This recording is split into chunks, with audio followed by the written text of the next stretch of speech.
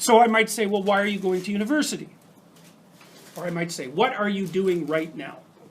And then the answer would be, well, I'm sitting in class. And then the question would be, well, why are you sitting in class? And the answer to that would be, well, because I want to take this course. And why? Well, it's because I want to get my degree. So why? Well, because I want to be prepared for a career and a productive and high quality life when I get out.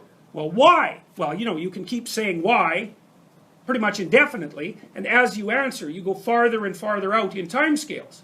Now, it's a tricky thing, because one of the things I might tell you, this is a very complex cognitive problem, is, well, where should you stop?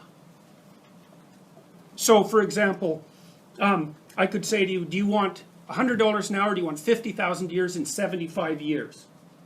You're going to think, well, I'll probably take the $100 now. Well, how about 200 years? It's like, well, I'm not going to be there. I'll take the $100 now. Well, so obviously thinking out 200 years is not that helpful. Now, you might think, well, no, you should calculate the effects of your actions on the vastest time span possible, and include the largest number of people, if you're really going to equilibrate it. But the problem is you can't do the computations, because you get this thing called combinatorial explosion happening, which is that it's like a chessboard. You make one move, okay, fine. But then you could make 4, and then with each of those you could make 4 more, and then with each of those you could make 4 more, and soon, if you're looking 20 moves ahead, it's like there's so many moves that the other person could possibly make that looking that far ahead is pointless. You can't do the computations. And so we don't know how far you should look into the future. It depends on how stable your environment is. But 1 month seems okay. A year, yeah. 3 to 5 years, that's what I'll have you do when you do the future authoring program. 20 years? Probably not.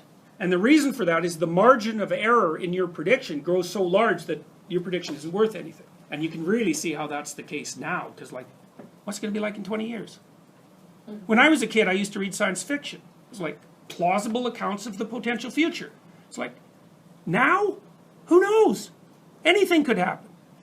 Anything could happen. You could be 3/4 robot in 20 years. You could have a lifespan of 10,000 years. I mean, we just do not know. We could be living in caves again with everything in ruins. We don't have a clue what's going to happen.